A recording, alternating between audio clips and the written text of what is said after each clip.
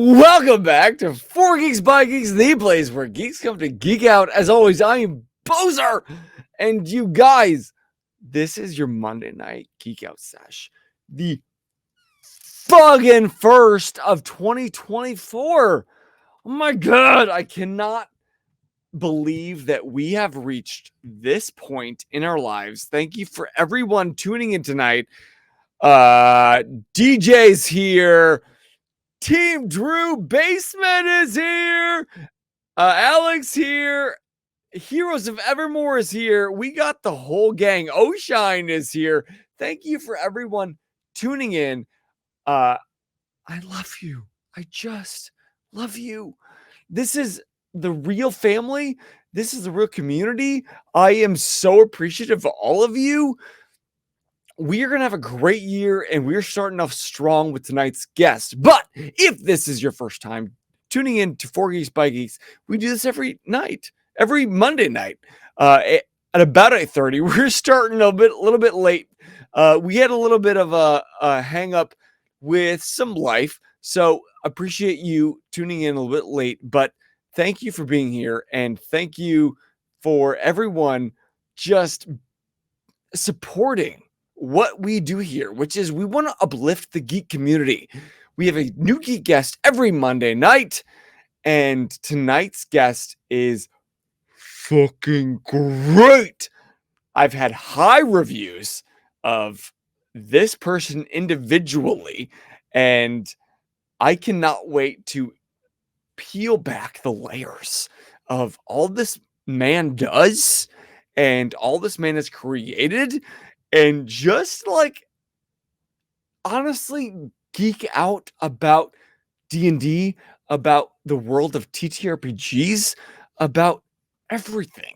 So if you haven't already, please give a like, give a follow to Erthos Creations and FGBG if you want to. But I know you didn't come here just for me. You came here to meet an amazing man, and I cannot wait to get to know him. So please give it up for my new best friend, Ben from Erthos Creations. Please give it up, Ben! Whoa! I'm surprised my head fits into this TV screen now. Just like how much ego you just gave me. Is it too big? Everyone. Is it too big? Oh, my ego is getting huge now. I don't know how I'm gonna handle it, but is that a I'm problem? strong Do you have an ego problem where if I build it up, you're just gonna like forget about me and move on to your biggest fans? Well, I mean, my biggest fan is Team Drew's Basement, and I love him to death.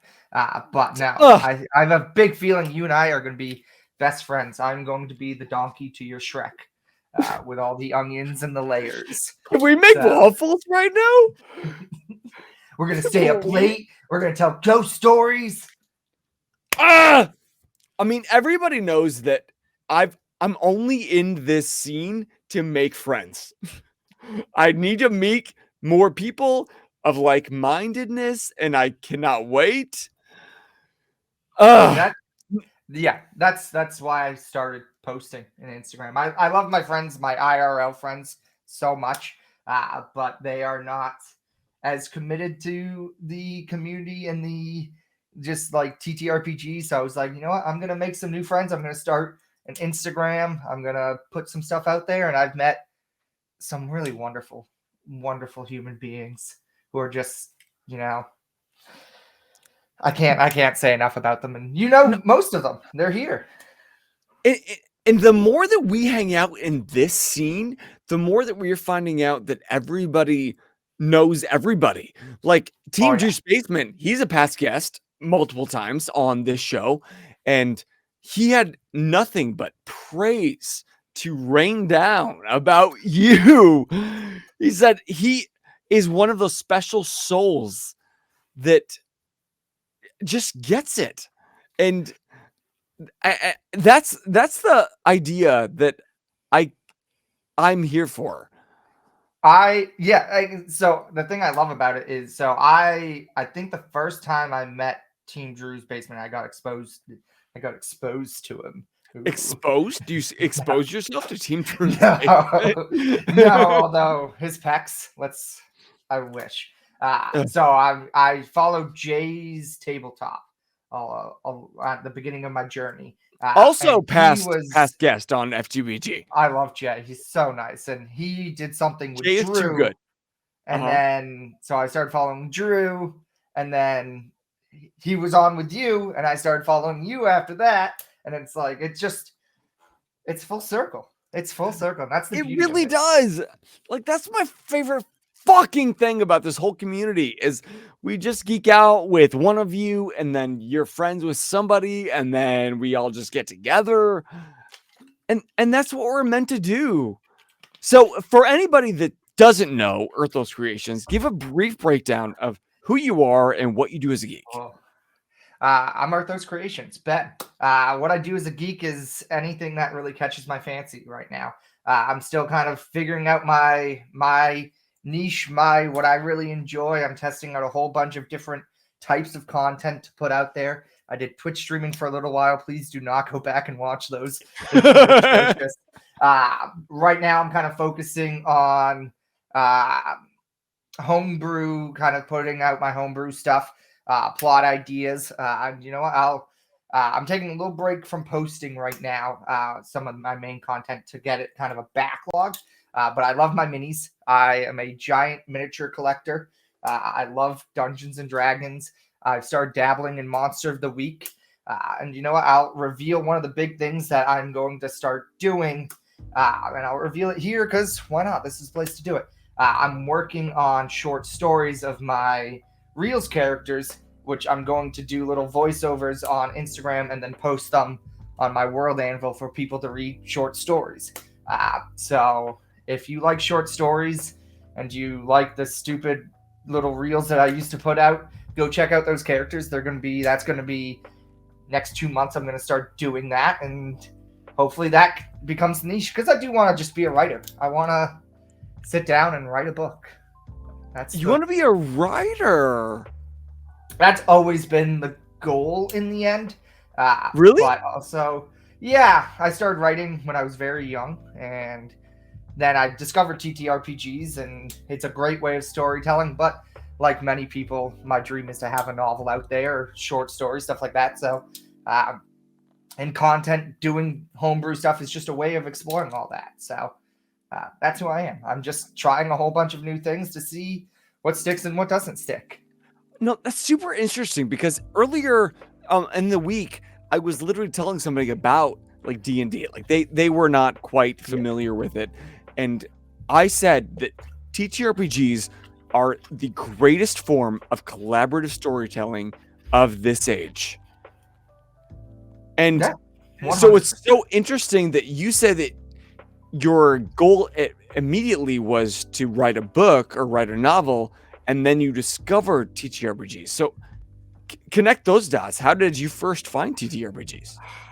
Oh, the Lord. Luckily, you said I could swear. So please swear. It'll make me feel less bad about myself. I have always loved reading and writing. And when I was about 12 years old, I only read mangas, really. I read mysteries when I was a really young child. Then I switched to mangas when I was preteen. If you've ever been in the manga scene, that scene is fucking crazy.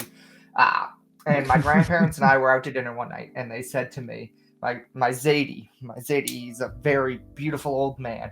He says to me, only time I've ever heard him swear, he goes, I'm not buying you another one of those goddamn fucking picture books. You're getting a book with words in it, not pictures. So I was like, you know what? I'm a 12-year-old person. I'm going to do the thing that I love. Good night, Team Drew's Basement. I love you, Team Good night, Team Drews. Thanks for tuning in. Mwah. Dream of us while you're sleeping. Ooh. So I went around the bookstore in an angry mood that only a preteen can do. And I figured the biggest book there was the most expensive. And if I had to buy a real book, I'm going to buy an expensive one. So I picked up the Cleric Quintet by R.A. Salvatore, which is sitting right over there. It is a massive book. It really wasn't that expensive back then. It was like $30, if that. And that's how I discovered D&D and the Forgotten Realms, and kind of how you can write a book, you can play D&D, you can do everything. Wait, All so connected. this is a novel. Yep. Say the name of the book again. The Claire Quintet. It was 5 books. D&D used to, and unfortunately they really don't anymore. TSR, Wizard of the Coast used to do novelizations set in the Forgotten Realms, right back there. Oh, and map. that's actually a giant collection of all the books as well. So I really got hooked into reading the books, and then I was reading them, and I noticed on the covers you can see the symbol for the Forgotten Realms in D&D, and I was like, oh, this is actually a game. You can play this.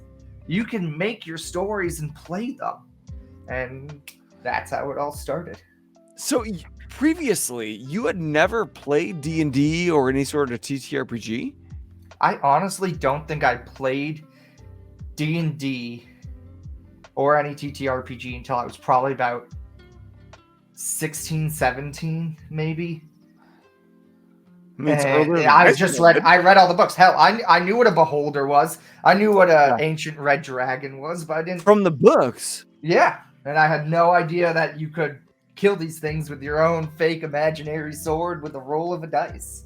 That is so cool, because like of all the TTRPGs and D&D guests that we have had on the show, it's always game first. We've never had anybody that's book first and didn't even realize the scope of the game. I would argue, I think a lot of nerds probably, if you count Lord of the Rings, were maybe book first. Because Lord of the Rings is the ultimate.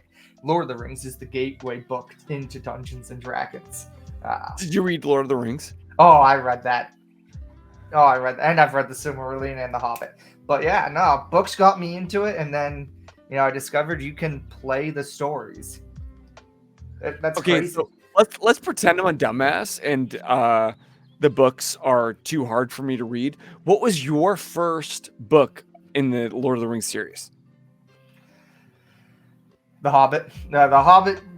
Technically not Lord of the Rings, but The Hobbit. My dad read it to me by the fireplace. We used to sit right by this fireplace, and he would read me The Hobbit. And it was pretty much like this night, a cold winter night. I was probably like 5 or 6. I'd cuddle up in his lap, and he'd read me The Hobbit. Why is that the most beautiful thing I've heard today? It's adorable. My God. Your dad read you The Hobbit, all like 100 chapters of setting the scene of the Shire.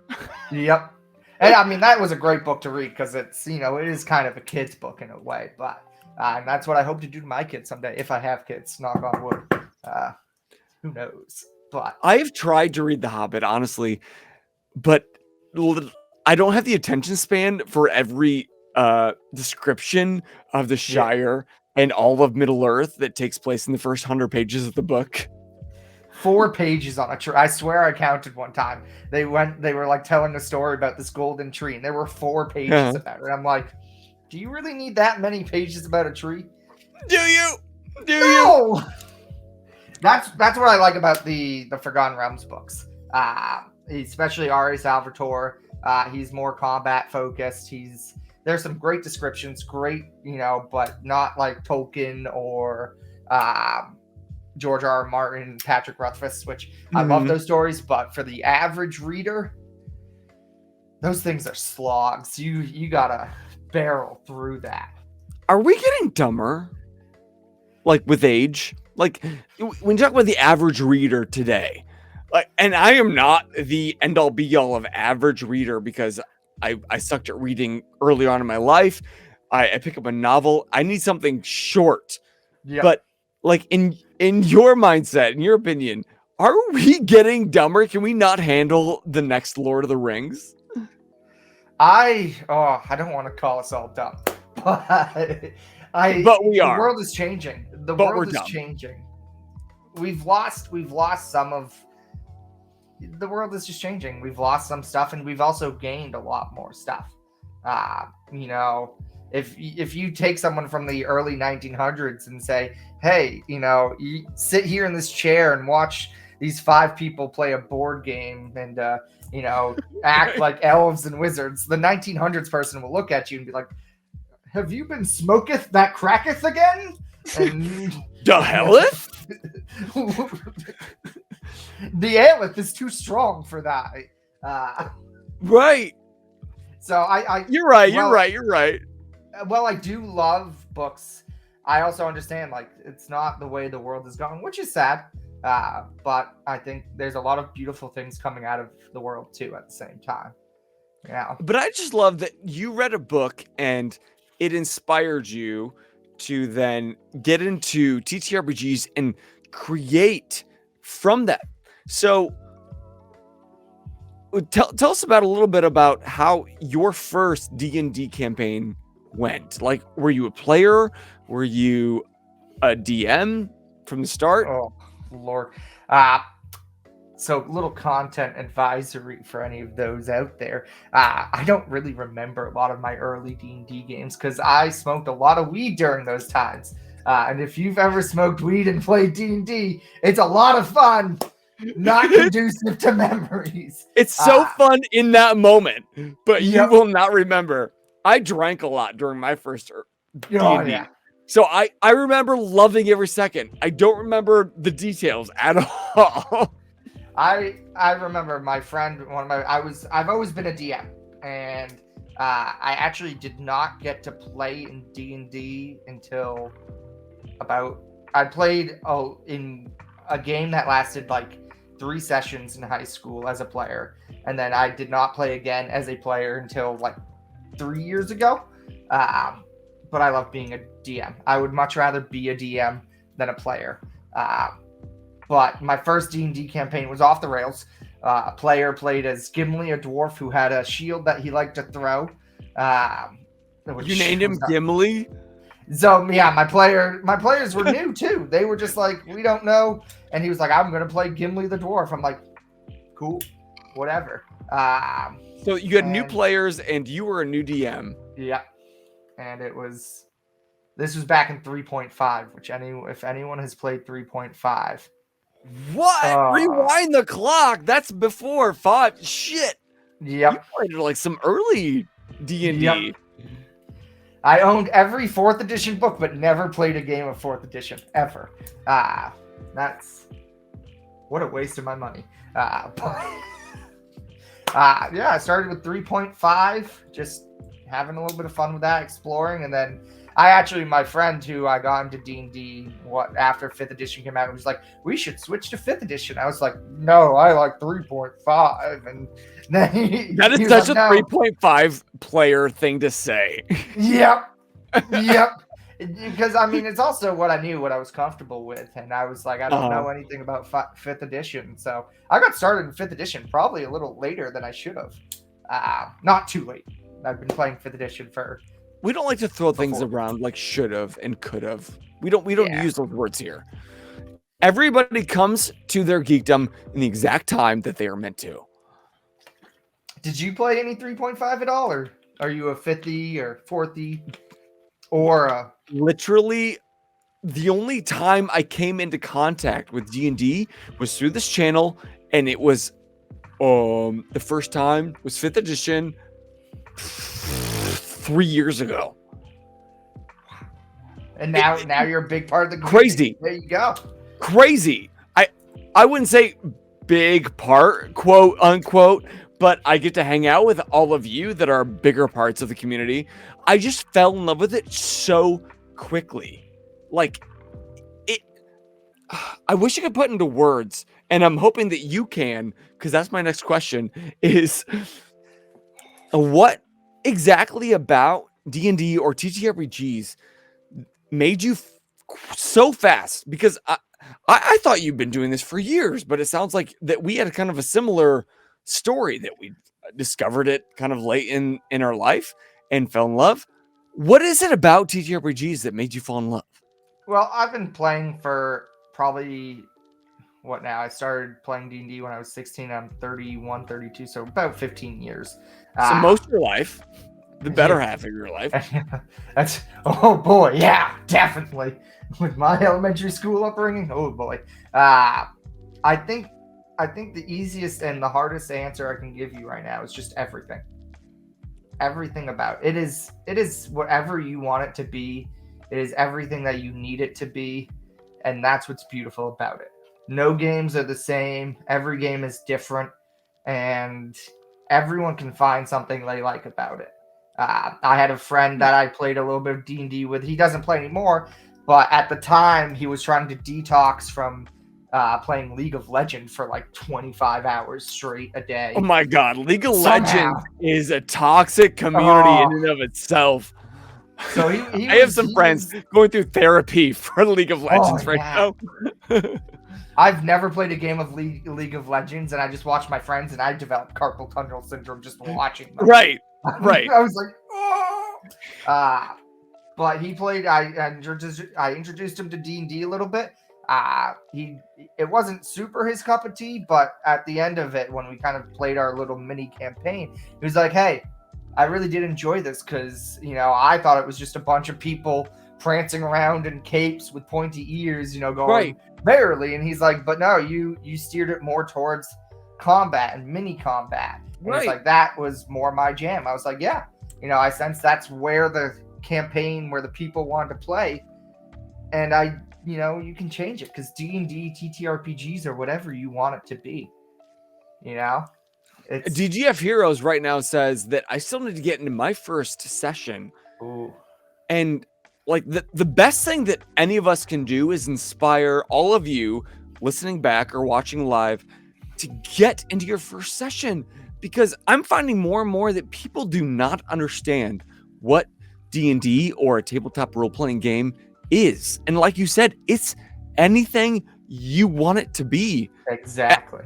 I remember my first session like completely flabbergasted at the fact that, holy shit, this is a world where I can do whatever I want.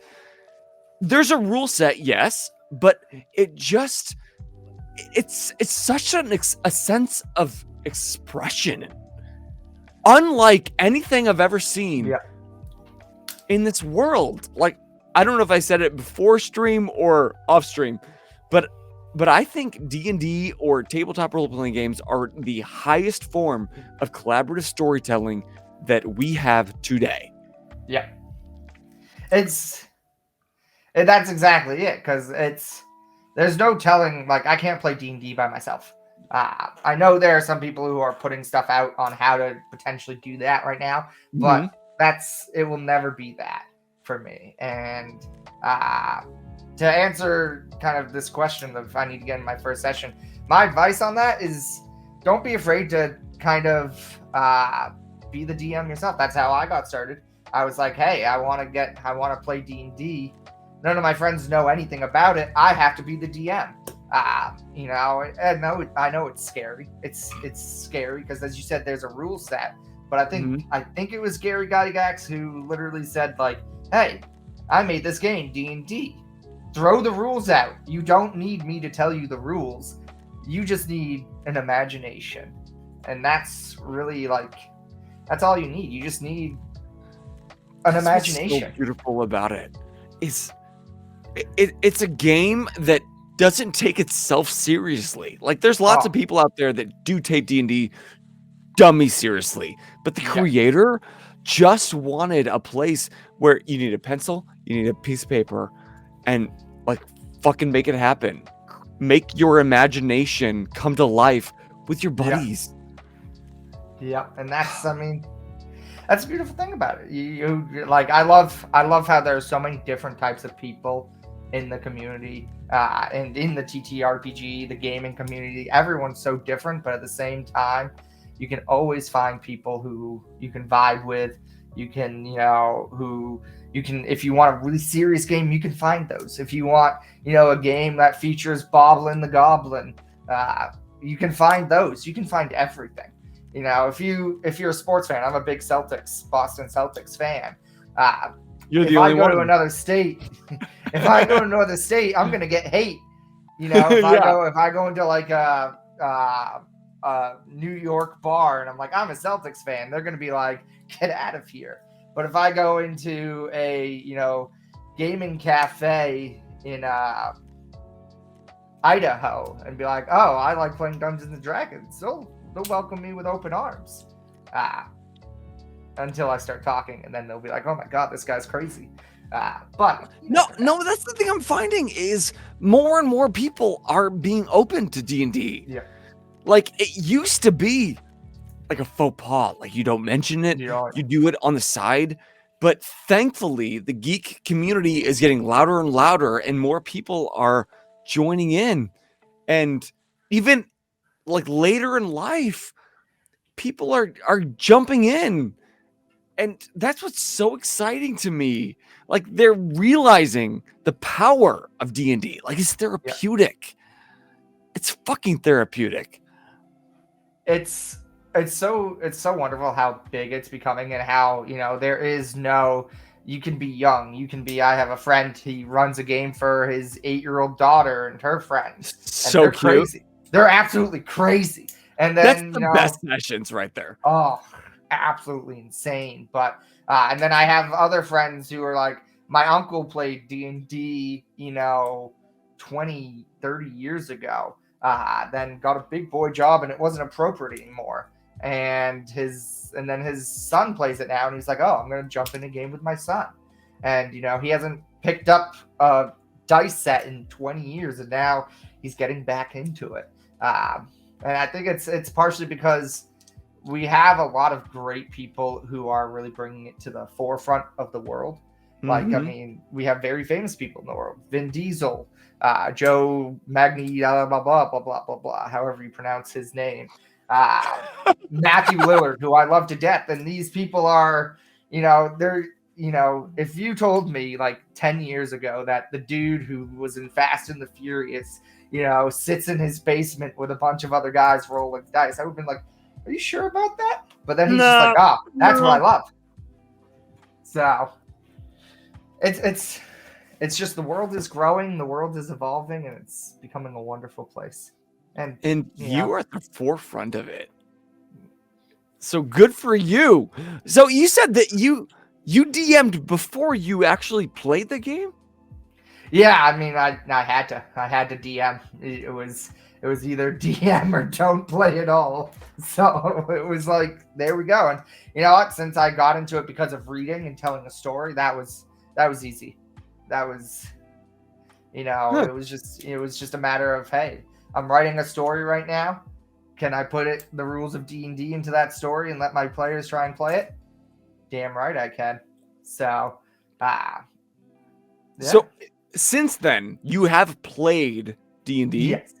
I have played some D&D, yes.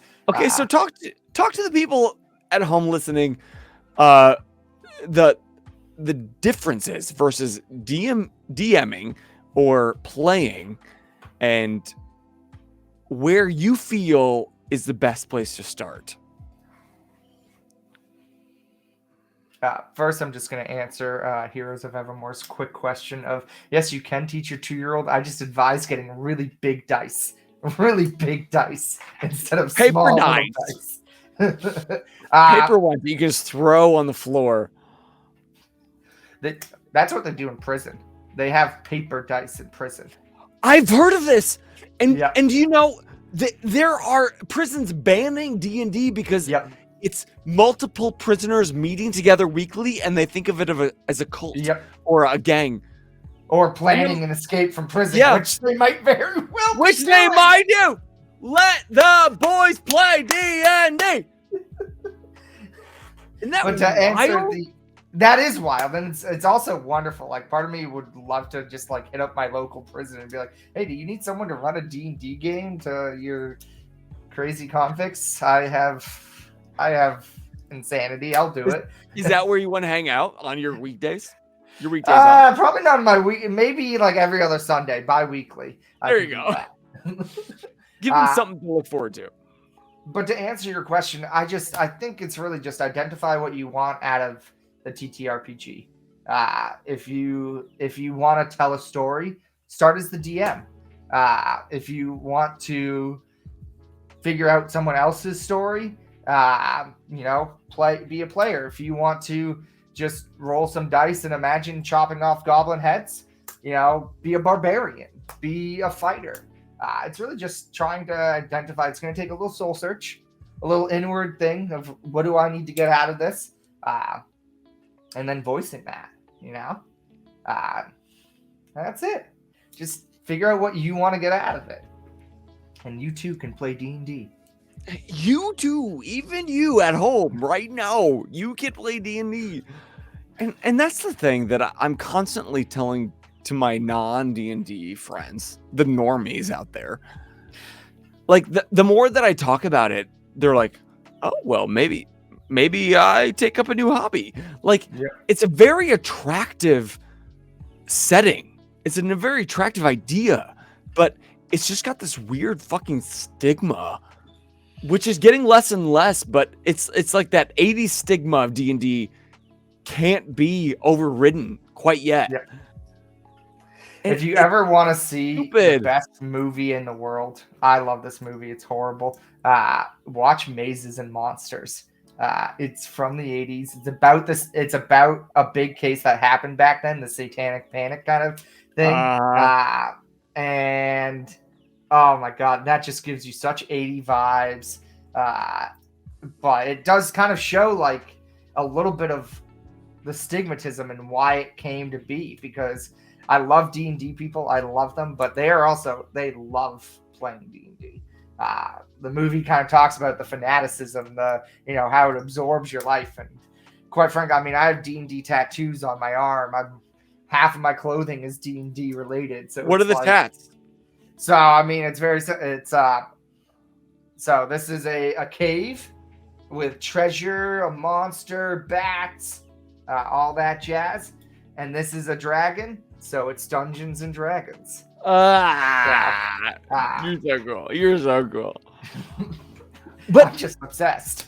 But you started, earlier on in life, like maybe 16, but then full send into it. Yep. So y'all just do yourself a favor, find a group, play D&D. But then you went above and beyond. Like, you don't just play D&D. You decided, you know what? I'm going to make this shit my identity on the internet. So how did that all come to be? The really sad thing is I've not posted on my personal Instagram in like 3 years, but I post almost like 3-4 times a week on the D&D one. Screw my personal. No one cares about what I ate. Because that algorithm doesn't do you any good feeding into your personal. You need to feed into Erthos creation. Yeah. It really was just I wanted to meet new people. I wanted to, share the love, share the passion. As I mentioned, my friends are great. I love my friends, the friends that I play with a lot. But it's not their identity. It's not a big part of their life. And I was just like, you know what? I want to meet people like that. I want to share some stuff. I want to, I have a very conflicted feeling about something that some people say where they're like, oh, you can't be in it for the money. You can't, you're supposed to do it for the passion, the love. And that's very true. I love D&D, but I would also very much love to someday have it be my career, my profession. So I was just like, you know what? I need to do this. I need to put my stuff out there. I need to meet some wonderful people. And that's why I started. Doramir, you are so right. Tom Hanks' best movie. Mazes and Monsters, best movie ever. It really is so great. Doramir says, Mazes and Monsters, Tom Hanks, best film. It really is. Screw all his other work. That is the best film Tom Hanks has ever done. Castaway, garbage. Garbage. Toy Story, garbage. Mazes Terminal, awful. Top tier. 80s Mazes and Monsters. Oh. So, yeah, I decided to go with it. I decided to see what could happen. I've met some great people. I've put out some cool stuff. I've put out some stuff that isn't so cool. I've got to see the story. community. That's all of our story.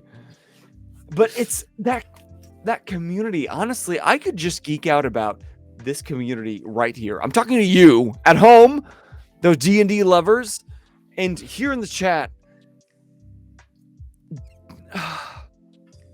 Like, I'm about to be emotional about this shit because there are people like we have a ongoing campaign, Cloudscape.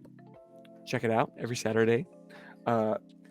It's not quite D&D, but it's Fate Core, and the people that we've met through all of this, like you and yourself, so fucking cool. Like I've said for years, I'm in this channel FGBG to meet new friends, to make new friends, to meet amazing humans, and I am successful every fucking week because of your mindset, of the fact that you understand what this geeky shit can do and has done for you, and people don't get it. I think one of the most beautiful things I just realized that was brought on by what you just said is like you get into this community, you meet some really great people, and then like I have friends in different communities that like sports. I'll go back to sports because that's really the only other community. Sports are things, yeah. And I have some great friends through that community, but all of our text messages are just like, oh, Celtics lost last night. Oh, tickets are this price. This person just got traded, and that's it.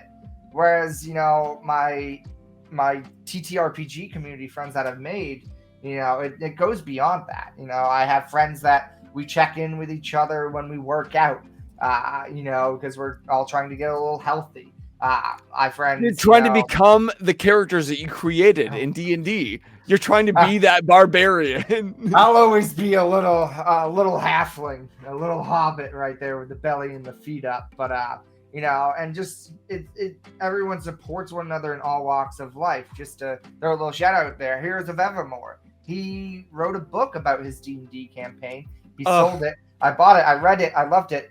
And that also, upon reading that and seeing what he did with that, I said to myself, like, hey, here's a great guy doing a great thing.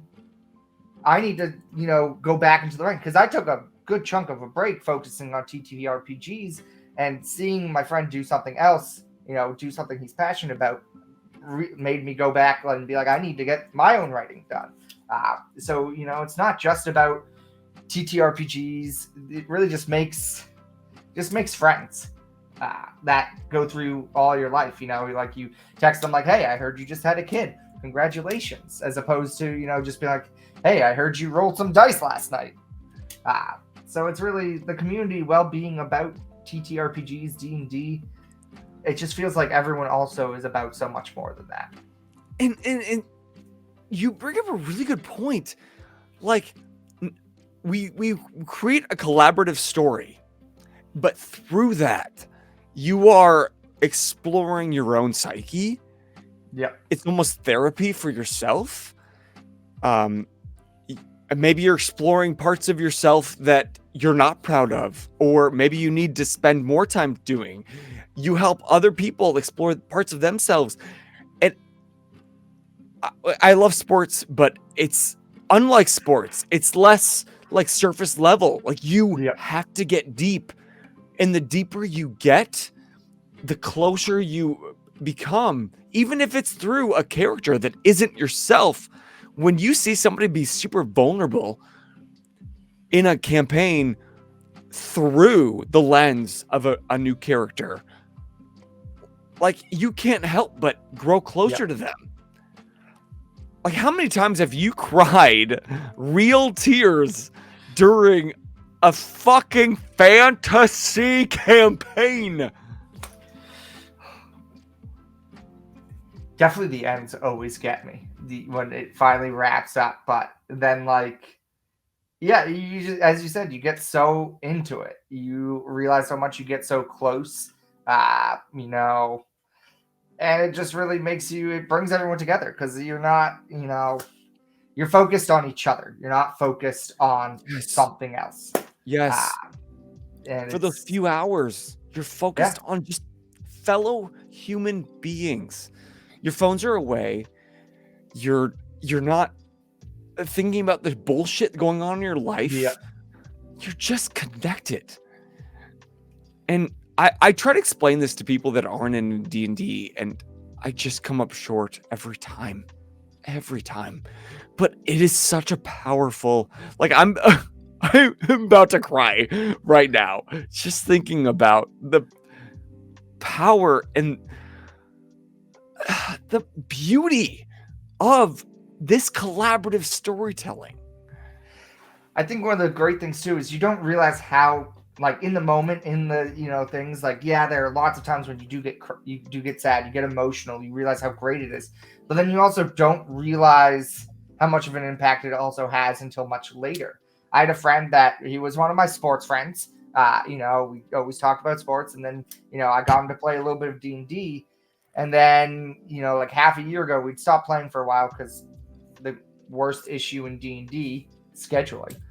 We stopped playing. Adult scheduling with adults. Yeah. Good God. But he messages me kind of out of the blue. I'm like, oh, it's about the Celtics. They must have, and no, he's like, hey man, when are we playing D&D again? I really miss it. I really love it. And I was just like, I literally said to him, like, to be fucking honest with you, dude, I thought you hated it. Like, I thought you did not enjoy it one bit. You don't know. Like, I fucking loved it. Like, you don't know the impact that it has on all of us. One of the big, as much as scheduling issues are shitty, he was like, it gave me a time to, when I knew all my friends would be together. We might miss a session, but I can always count that, eventually we will be back at that table, no matter what. Y'all, do yourself a favor, do your friends a favor, schedule a campaign right fucking now. If you've been waiting for a sign, this is it. Do it. You don't know how much good it's gonna do for you. Just send that text. Just send that group check and be like, hey guys, what are you doing 2 weekends from now? Let's get together and play some D&D. Let's play some Monster of the Week. Let's play some Fate Core. Doesn't matter what game you play, as long as you just play it together. Get together. Play Candyland, for Christ's sake.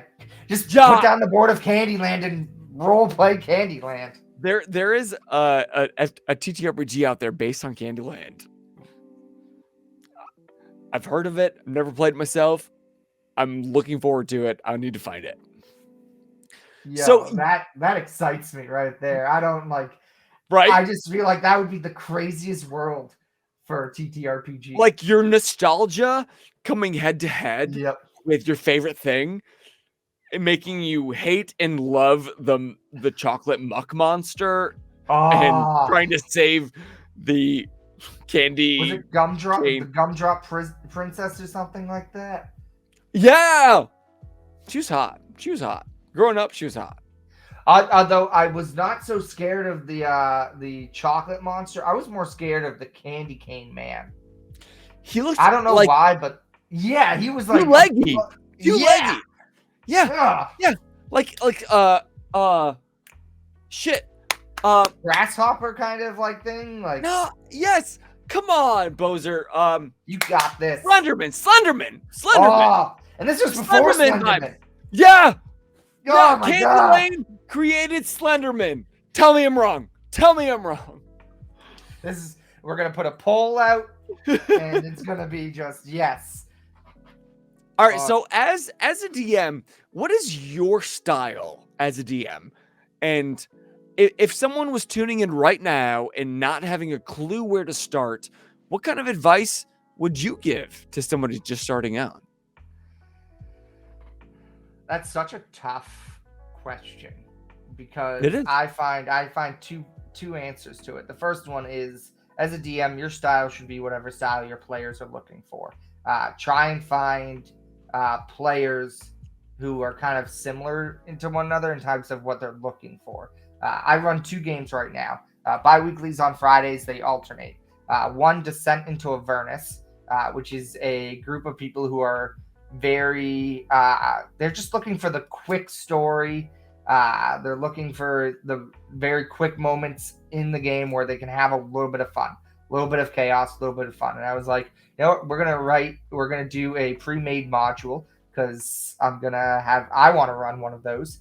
Because that's what they And you want. guys, They want quick and easy. yeah, they want the story a little bit, but they aren't like, I want my character to be head on to it. I'm wrapping a little bit into that because I enjoy it, but for the most part, the games are very like in the game. They're not really doing too much outside thinking. And the other game that I'm running is very much like they want their character stories wrapped into it. I am telling the story, but we've all worked together to kind of craft how their characters are going to involve in the world. I drop little hints on their backstory, stuff like that. And they're, messaging me like 10 times in one day, like, oh, I just thought of this, I just thought of that, and oh, this worked with my backstory or with the world. And that's set in the homebrew world where, I really enjoyed. But I quickly identified these two different groups are looking for different things. So as a DM, you have to be ready to provide what your players are looking for, because you're the god. You have to, give what the players. But the alternate side of that is you also do have to make sure that you have some fun. You're in this game to have some fun. So if you find yourself more as like, oh, you want the more role play heavy sort of stuff, you have to, talk to your players.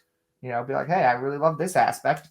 Can we do that too? And a lot of times the players will be like, fuck yeah, let's do it. We want you to have fun as well. But just if you're going to DM, just be prepared to keep an open mind and, work with your players. As you've said multiple times tonight, it's a collaborative story. Collaborative. So we're running on this channel, a Fate Core, like I said, and it's my first time GMing. I've never homebrewed a campaign, but I did homebrew this shit.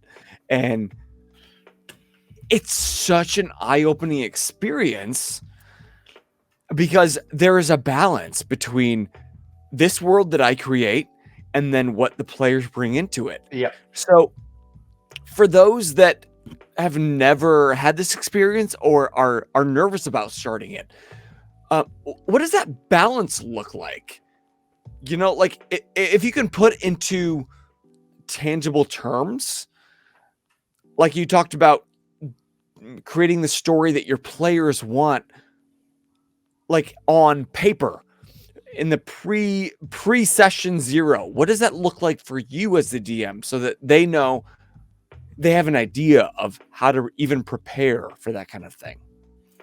So I'm going to answer your question with a question. Okay, ready for it. When you started homebrewing this, crafting the story that you want to tell, how did you start building the world? It started from actually a movie I watched, and I thought, well, that could be a fun idea. And in my mind, while I was like doing a long drive, I just kept expanding on it. And then I used 225. They're a past guest, buy their book. They have a great homebrew guide, essentially, like step by step, like 55 questions to help you with your homebrew. So that's what I used. You had this idea that you got from a movie, and it just continued expanding and expanding in your brain. Yes, which is great. Were there gaps in your world? Yup. I think that is the answer right there, because you can have this entire world, but the players will have the gaps. That is so my world that I created for D&D. It's called Erthos because, like many ttrpg people, I can't name shit for shit. I like Erthos. Erthos is cute. I really enjoy it too. But I started. Where did that come from? I just took the word Earth and made it sound Latin-y. And I was like, there we go, Erthos. Thank you for that honesty. That is brilliant. Thank you. The word. So as I melded on it a little bit more, there's also the word ethos, which is Uh-huh. a real Latin word, which, oh Yep. God, I'm going to butcher the real thing. Characteristic spirit of a culture, community as manifested in the beliefs and aspirations. Holy shit, you had that definition on the ready. Google. Love it. Dual monitors. If you're going to be a DM, invest in dual monitors. Very Dual first thing. monitors. Dual Absolutely. monitors. That's a real piece of advice. DMs need dual monitors. DM stands for dual monitors. I know. I know. I said it out loud, and at the same time, my own brain exploded. Oh my God. That just blew me. But yeah, I mean, as you start creating something, leave gaps. Don't be afraid. Everyone thinks, like, oh, we need to have everything, every NPC named, every location named. And when I started creating my world of Erthos, I started with literally one section of the map.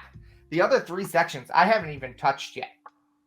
My players are starting to, like I have one player in my homebrew game who was like, hey, where's my character from? And I was like, well, what are you picturing? Like, do you like any of these? Tell me. He's like, yeah. And he's like, no, I don't really feel like he's from any of these places. I'm like, cool. Well, there's an entire part of the continent that I have not written jack shit for. Here we go. And, he's helping fill in that. He doesn't have full control over it, but there are little gaps of it. And then also, like when I started this world, I think 4 or 5 years ago, I had a friend who was playing. I asked all my friends in our session 0, like, what's the name of this place? Great. What's it known for? He came up with this. It's an underwater city ruled by fish folk who are very wrapped up in their religion. Anyone who goes against the religion gets flushed down the river. And just like, and so he called it the flushing. And now we're playing a completely different game, and they were coming up to the river, and I was like, everyone make a perception check, and they made it. And so I'm like, the river, you see it lower for just a second and then swell, and you hear the tumbling of waves, and my friend just goes, the flushing is coming. And I didn't come up with it. This was all his idea from like 3 years ago. And since I left the gaps for them to fill a little bit, it made the world, it's great. I'm going to write about it with his permission. But it's really just leave little gaps. Leave little gaps because, I mean, let's face it, we all have little gaps in our brains. So no, that is such great advice, because in my first time as a GM, in Fate Core it's called GM, not DM. I'm not misinterpreting the term, but those gaps are literally what has created the best parts of this campaign. And those gaps are where me or you as the one in charge created this world, and the players come to a head, and that is creation. Like, and you didn't talk about this. You didn't talk about it previously. You met at that crossroads. And then whatever comes out next, that is what happens. It's canon.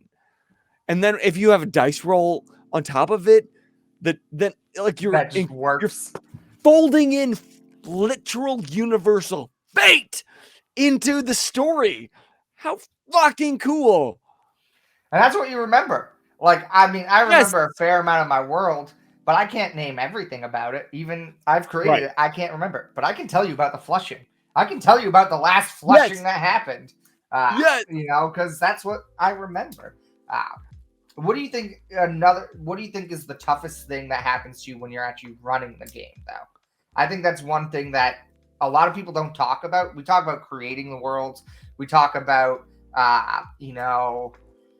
just like trying to get groups together and figure out the stories. But what do you think the toughest thing is for you as a GM when you're actually running the game?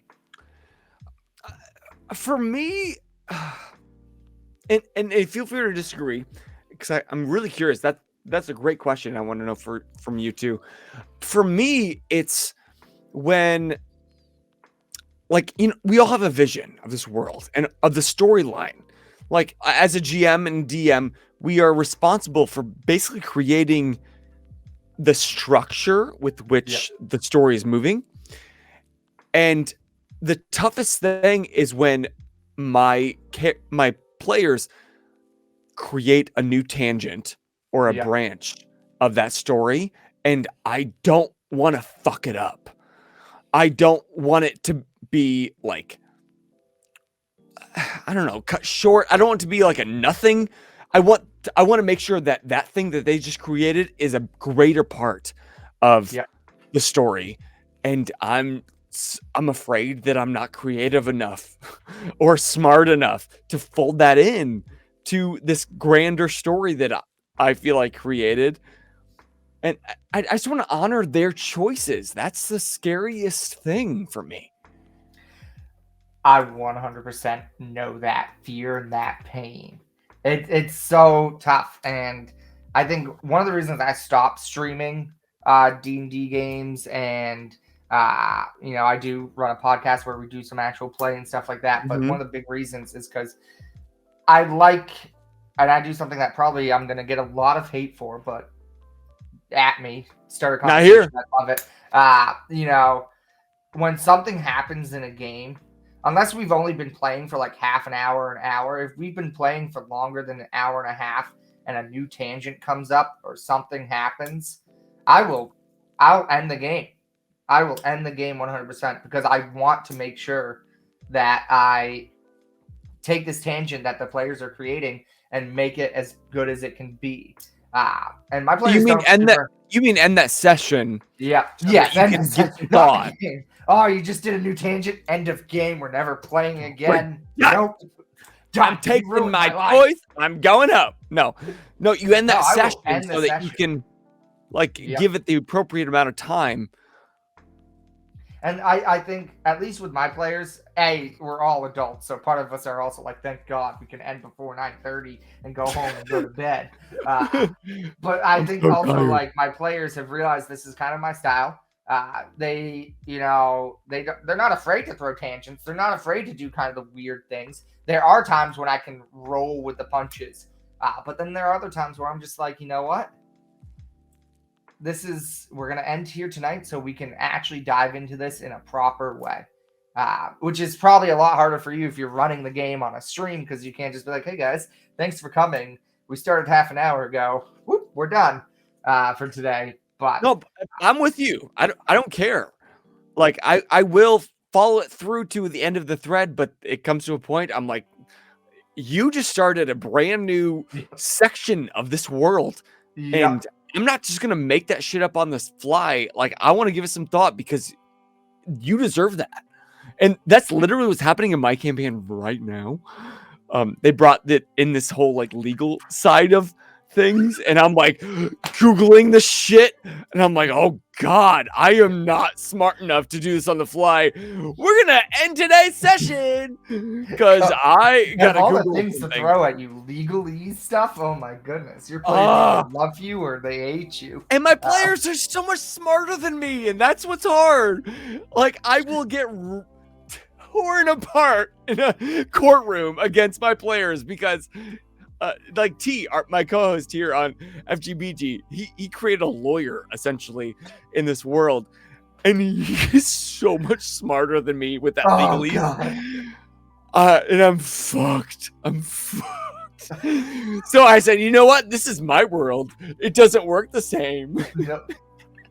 Just to get him a little off kilter, but he's gonna fuck me over. I know it. Oh, I one of my players is incredibly smart, but also chaotic as fuck. So the worst kind, the most dangerous human on the planet. And it's so wonderful. He was just like, you know what? They're trying to take on a BBG. They're trying to get rid of him. And he's like, I'm going to throw 2 bags of holding together and see what happens. And that's one thing I love about D&D ttrpgs. Yes, there are rules for that, but I'm also just like, screw that. I made a whole table of what can happen, you know? It's your game. Yeah. It doesn't have to follow any rules. I You're made it a little bit playing. harder for him because he was like, What I happened? want to do this, and I was just like, well, actually, in my world, there's a law. Like the wizards of the island who control this section of the world made a law that said you legally cannot sell 2 bags of holding, and because it's illegal to put 2 bags because they're like it's probably gonna rip the fabric of the universe around, Yeah. and he just was like, I'm gonna find a way around this. That bitch. And he did. He got 2 bags of holding, and then he put them together and created a 3-mile crater, completely annihilating the base of the BBG. Luckily, not the BBG himself, but and I was just like, he'd been waiting so long for this, and I was just like, you know what? Screw it. Laws are meant to be broken. Do it. Have fun. Right. Uh, Right. That's so just the most amazing thing about homebrews. Like people think that when they're coming to D&D, they are playing a game like Monopoly, yeah. like Ticket to Ride. Like you have a rule set, you got to follow it. Nope. When you're playing with a bunch of your buddies, you get to fucking create the game as you're playing it. And that's why they allow us chaos monsters to be in charge of it as DMs. Yeah, I think I can completely understand why people are so daunted because you look at those rule books when you first see them. Like I remember getting It's thick. oh Jesus. Inches So thick.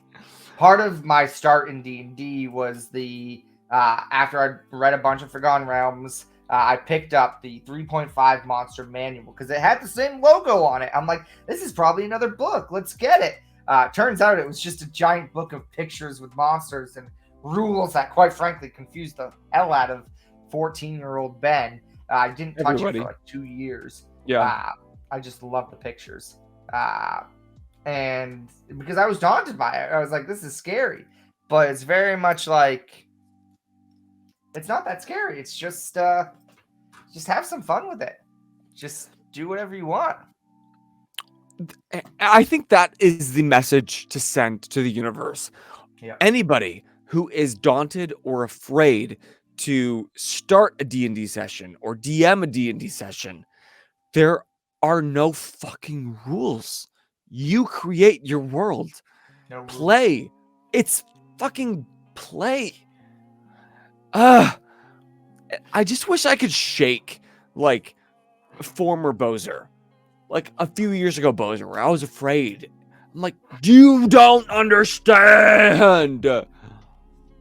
Like to that point, what is a lesson that you learned through DMing that maybe was hard won that looking back, you wish you could have told to your former self? Maybe a session didn't go well. There are too many options for this. But I think one of the biggest ones, one of my biggest kind of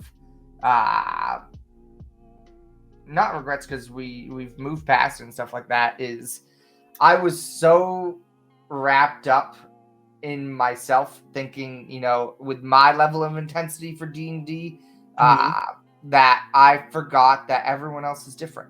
Everyone is different. Everyone's looking for different things. Everyone has other things going on in their life. And I butted heads with a player who, unfortunately, he has a very chaotic life, a very chaotic work schedule at the time. And we butted heads about scheduling, about showing up on time, stuff like that.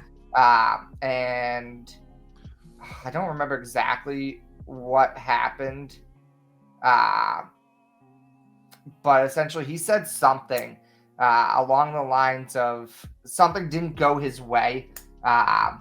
And he got very angry about it. He said, why am I even playing? And that just ticked me right off because I put so much work into it. And I almost immediately logged off. This was all virtual. I was just like, I'm done, and I was just so wrapped up in it myself that I wasn't thinking about what was going on in his life. And I think the biggest lesson that I took away from that, the biggest thing that I think needs to be said about D&D, TTRPGs, is communication. That's the biggest skill you need to develop as a DM. Communication about so many different things nowadays. There's a lot of people are talking about ttrpg safe spaces, like the safety checklist, stuff like that, which boils down again to communication. Yeah. Communication about expectations as a DM to your players. Like no phones at the table. Personally, with my players, I don't super mind that, because I'm just like, hey, sometimes you need your phone on you. I have ADHD, so You need sometimes my something else in brain your just, hand. Yeah. yeah. So it's really just the biggest thing I've learned. I've made this mistake, and I'll say I'll probably make it again, because unfortunately, you make mistakes more We're than once, and you human. just You're have to human. Yeah. you roll with it. So Yeah. communication, that's really Roll the with it. biggest Nice. thing. I would say that it comes down to that session 0. Like before you even begin that campaign, right? Yeah. Like you communicate what you're comfortable with. One of the coolest things that I didn't start it, but somebody that I played with gave like a consent form, and it said, "What are you Yep. okay with? This, no, no, no, no," and it creates that safe space because that Yeah. the DM is aware of what you're comfortable with, and you have to know that then that DM will not bring that negative shit into the campaign and trigger you in any sort of way. Yep. And That's it's also tough because like you play with some people all the time, and you're like, like sometimes you don't need it. Yes, sometimes like I have friends that I know, who I know so well that they really don't like things. Like one of my friends suffers a lot from isolation, so I will never ever He's never specifically said like, hey, I don't ever want my character to be isolated, but I just know him. But then other Mhm. times, like I'm working on something right now with some people. I was like, hey, please, when you have a chance, check out this checklist. And I read over the checklist that I found, and there were things I'd never even thought of. Like, like obviously there are things like, oh, you don't want to see children getting murdered. Yes, I'm like, I don't even want things like That that. makes sense. Yeah, but then like fire, like I had never thought about how some people are traumatized by fire, and Mhm. personal backstory, I have a condo that no longer exists because of a fire. Don't get into HOAs. Second advice of D&D: don't ever create HOAs in D&D, and don't live in one in real life. Created an HOA and No, not really. homeowners but association in yeah, D&D. that I dealt with. I actually created a little one just for a mini one shot, just to deal with the trauma of the HOA that I have to deal with in real life. Interesting. They're awful. I hate HOAs.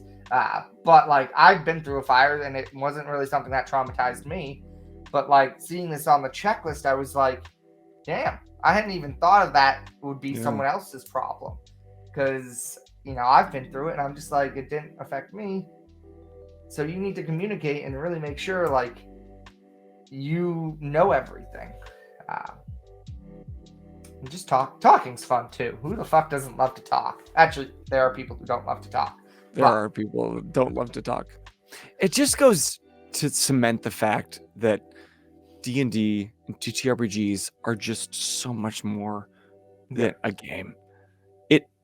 It is a commitment, it's an investment in your interpersonal life. Like whether you know that going into it or not. Yeah. Like to role play, to put yourself into the story. And I think it's just there's so much healing in that. And there can be so much healing in that if you're willing to commit to it. And that's just what I love so much about this game, this genre.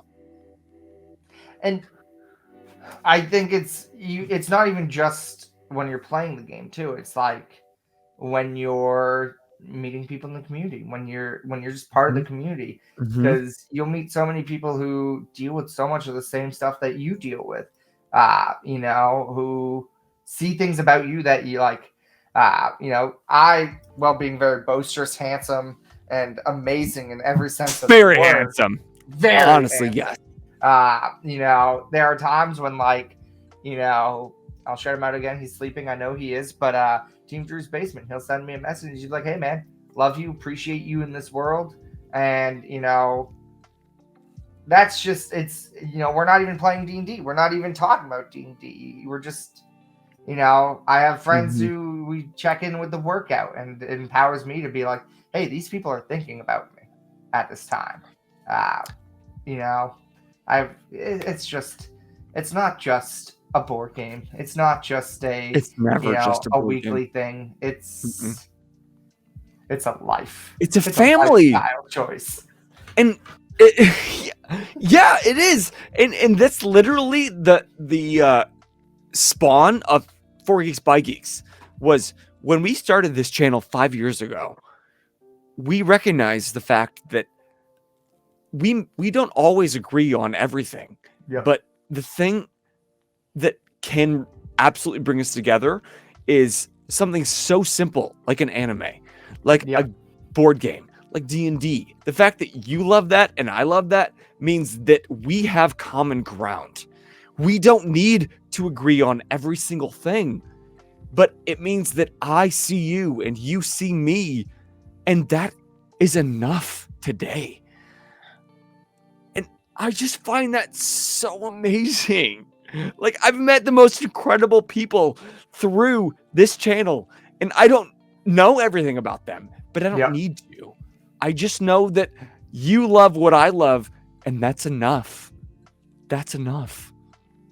I think also the thing I love about what you're doing here, connecting people, talking to one another, sharing, all these things, is that it allows people opportunities to see stuff that they've never seen before. Yes. Engage with people they've never engaged with before, and just experience new things.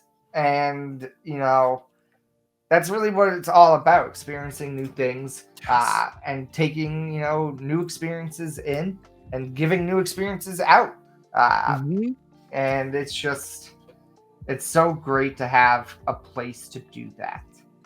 And it's just like, that warms my heart to hear you say that out loud, because like we've always said, this is the place where geeks come to geek out.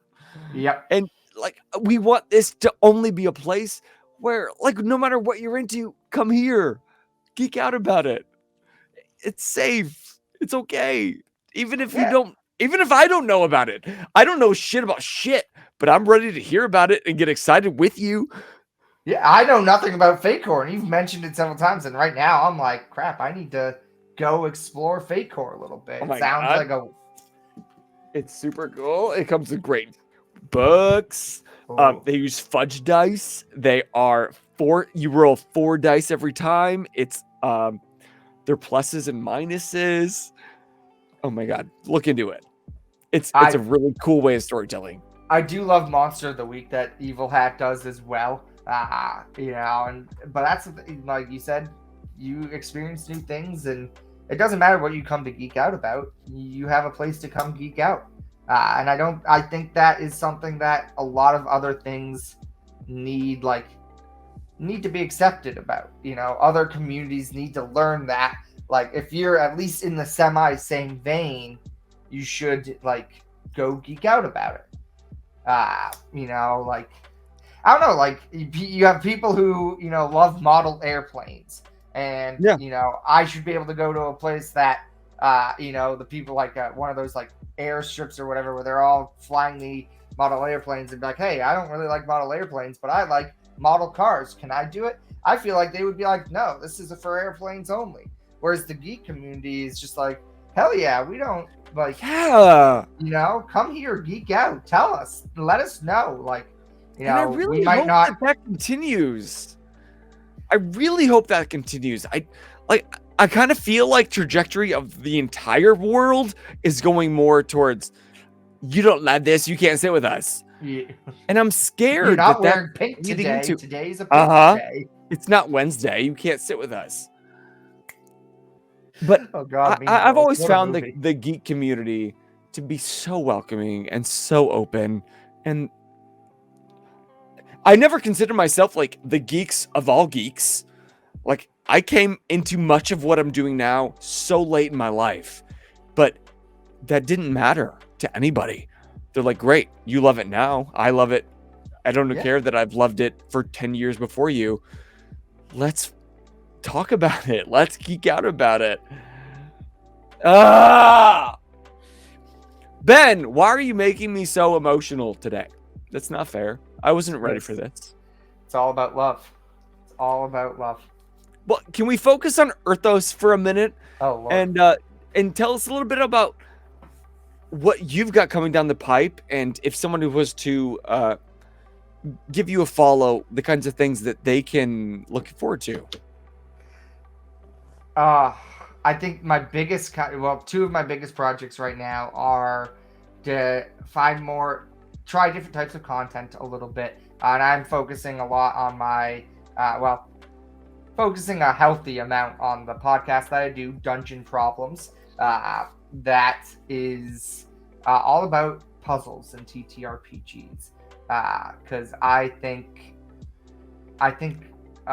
recently puzzles have gone a bad rap in the TTRPG space, because I feel like whenever you're playing a game and you're like, okay, you come across this 4 squared octagon, I don't even know what I just said right there, and there's a pedestal and everyone just goes, oh, a puzzle. And I was Really? People are shitting on puzzles these days? That was originally when I first started putting this together. That was my thought. But as I dive more into it, I find people are just shitting on how tough puzzles can be because they're not exposed to them enough. So I'm doing this podcast that hopefully people listen to and hear these puzzles and realize puzzles aren't scary. They're not boring. They're not, something to, be concerned about when you get in a game. They're very doable. And that's probably the biggest thing I'm working on right now, because I love puzzles. I suck at puzzles. I am not someone just I'm in a Discord community and they tagged me and they were like, "Oh, here's a riddle for you," and I just went, I suck at riddles. I'm not good at them. And someone else commented and was like, "Don't you run a podcast about puzzles and riddles?" And I'm like, yeah, that doesn't mean I'm any good at them. No, but I love that you're leaning into the thing that you're not good at. Oh yeah, and I love making them, and it's a lot of fun to do. But I decided, I don't see enough puzzles nowadays. And from what I've heard from your podcast, it's a great resource to be inspired by new ideas of puzzles, and to fold those into your own campaigns. Yep. Like listening, I'm like, oh shit, that's cool. How can I fold that into my campaign? Because we all need a little puzzle nowadays. We need something to figure out as a group. I think, and that's it's also partially I'm trying to talk to more and more people. Spoiler alert, I'd love to have you on it sometime to talk about puzzles and fake core. Let's do it. Let's do it. We'll link up. We'll link up on that one. Because I feel like not everyone. There's so many different people doing some great stuff, and you just need more exposure to it. And that's I would love to hear about puzzles and fake core if there are any, or how you would do it in that system. Because just because it might not work for that system or your ideas for that system might work, there's a way of getting it over to D&D. There's a way of getting it over to Monster of the Week. There's always a way yeah. That's what's great about ttrpgs. Yeah, a little bit of elbow grease. Get creative. I say as my elbow continuously pops because I'm getting older. So you got a podcast, and you're also creating D&D items and Monster of the Week items? Items, spells. I've mostly been focusing on monsters recently, but my current schedule that I have on a Excel sheet, Google Drive, everyone's best friend. I'm gonna bring back the spells and the items, because I don't profess to be there's some great content creators out there who are making some really cool stuff. Like I can think of giant ones like the Monkey DM, DM Dave, these big names, and I was just like, you know what? I want to do this too. I want to have a little bit of fun.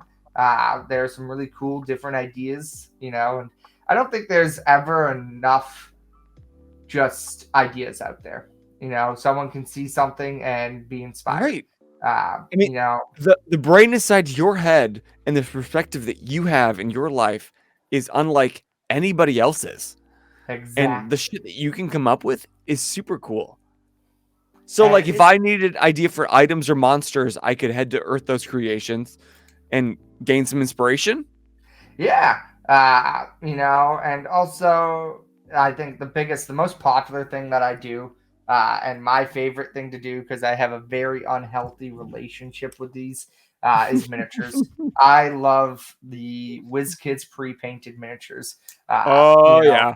I have 1,446 of those things. I have them all over my desk and stuff. I just love them. And so every Monday I post my miniature of the week, Miniature Monday, where I just show the miniature. I've started adapting a little bit where I tell a little bit more about the actual monster so you know what it is and you don't just see the miniature. But I like that, and I think people also like it too because it makes you think about monsters you maybe have never seen before. Because let's face it, there are a lot of freaking ttrpg monsters out there that no one. No, yeah. Do you know? I saw your miniature of the week or miniature Mondays on your Instagram, and at the moment I was like, well, how long can he do this? You have 1,000? That can go on for fucking years, and then your addiction will keep getting you to buy more. So this is forever. I got to meet one of the people who works for WizKids at PAX East. No way. If you're in this community, PAX Unplugged. If you're in this community and you haven't gone to one of the conventions, I highly recommend it. It's a lot of fun meeting people IRL. But miniatures are one of my biggest loves. I got to talk to this guy, wonderful person. His name's Joe. Pull the Lever DM. And just to talk to him about the miniatures, and I was like, oh. So yeah, if you love miniatures, if you love, just seeing random monsters, because there's no rhyme or reason to the ones that I post. It's not like I'm going alphabetically. It's not like I'm going like this one just has whatever one you feel like that day. Yeah, I really just reach into the sack and it's just like, here we go, there we go. So I'm just starting to do a lot of things. Just give people something nice to look at. So if you were to fast forward a few years, what do you feel is the goal of Erthos Creations as a content creator? Now I feel like I'm in a job interview. Where do I see myself in 5 years? If you answer wrong, you will not get this job and you'll be fired. Damn it. Well, I see myself really growing in the community. No. That's one of the big goals. I would very much love to meet more people, connect with more people. That's one of the reasons why I started the podcast, because before, a lot of my content was just me. And I want to, talk more with other people. So that's the reason I started the podcast. I would love to see that grow a bunch, and maybe find some new avenues for that as well.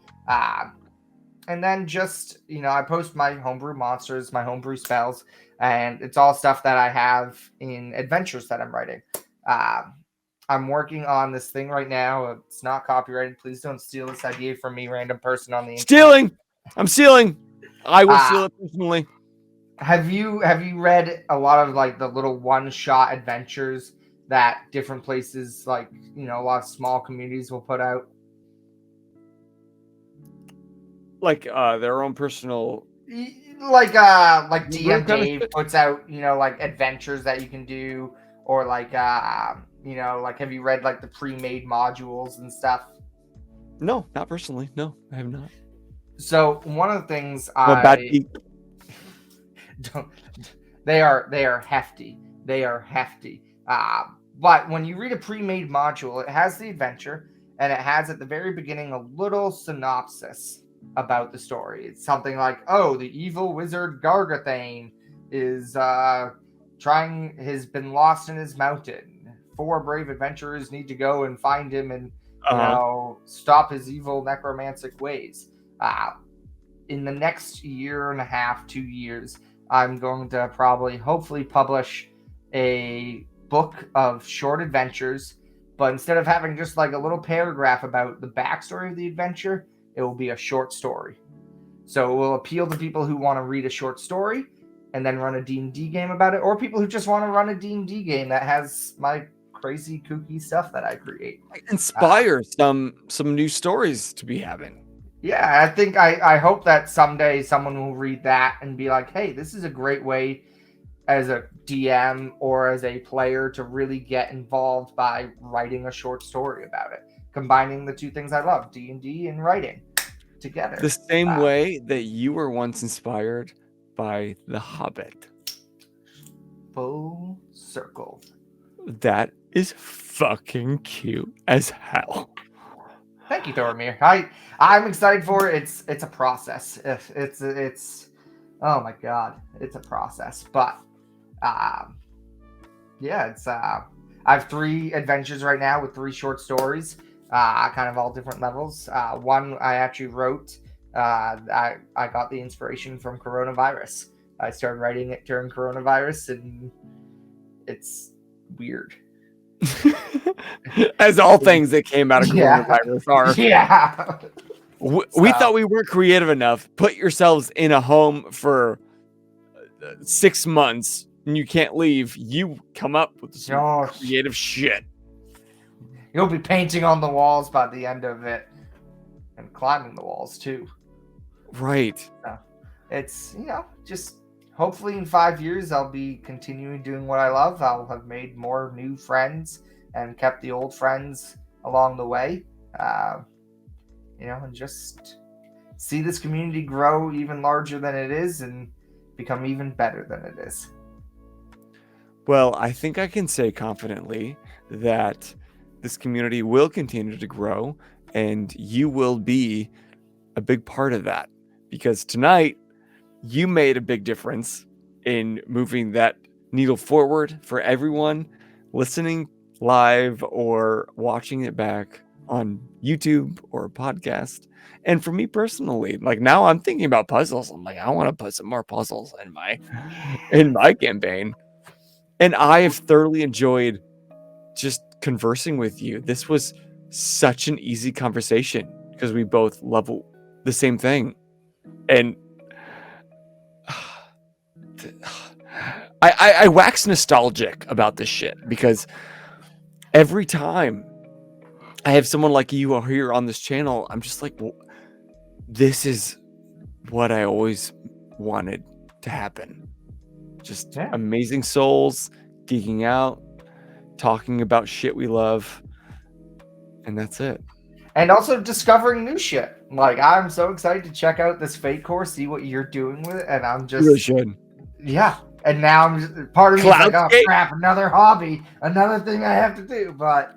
It's not another hobby, it's just an extension of your current hobby. Yeah. It's all dice. It's all dice.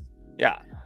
No, really, it is D&D. It's just, it's a little less rules and combat based, a lot more narrative based.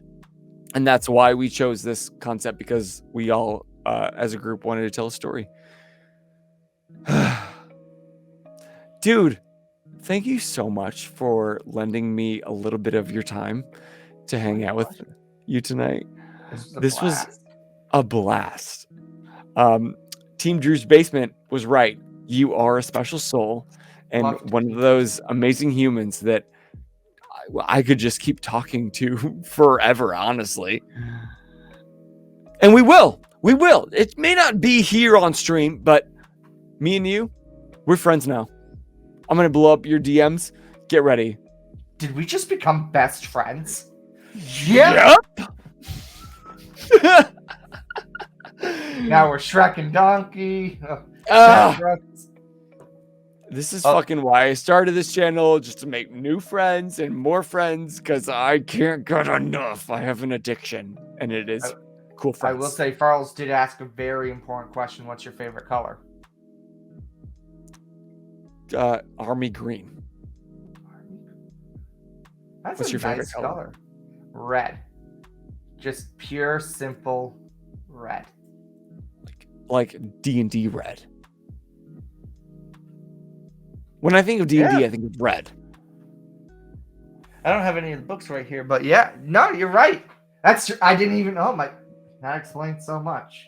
I got you figured It's out. so simple and so many revelations are happening tonight. I got you pegged. You know what? Anything you need to know about yourself, ask me. I got you. But all of you at home, thank you so much for joining us for this Geek Out Sesh with Erthos Creations. Please go seek them out. And if you're watching back, you can find the links to all of his amazing socials below. Go give him some love. Go keep supporting, because this is a person just like all of you creating your own homebrews at home deserve support and deserve for the love to be pushed forth into your creations. Like, I don't know. I sound like a dumbass right now, but I just am so thrilled for what you're doing, because it's an extension of like the most creative part, I think, of humanity. That's what I think of ttrpgs. Is that too much? Is that too much? I think the clearest thing we've ever seen in humanity is that humanity always wants to create. And, you know, I mean, there have been cave pictures on the wall for thousands of years. Exactly. You know, people have always wanted to create, and you're right. TTRPGs are one of the best ways to do it. I think it is the most collaborative way of storytelling today. And it's not even just storytelling. It's connection. It is the most interactive form of connection, even virtually. Anyway, y'all, thank you so much for joining tonight. We do this every Monday at about 8:30 on Twitch. Or you can watch back on YouTube or podcast. Please, if you're enjoying this, please drop a comment and let us know. Leave a review. And most importantly, go follow my amazing guest, Ben, at Erthos Creations. Shush, O'Shine Bright says about 8:30. Yeah, we start about an hour late tonight, but oh well. They can click the little bell button, and that will notify you. If you hit that follow, you hit that follow button right there, you'll get notified. Easy. Just saying. But Ben, I did not tell you how we sign off here, so I'm going to tell you live. We always say, until next time, I am Boser. Who are you? I'm Erthos Creations. And you just keep geeking out. Geeking out. Good night, y'all. Love you. The world's a better place because you're in it. Mwah. I love that ending.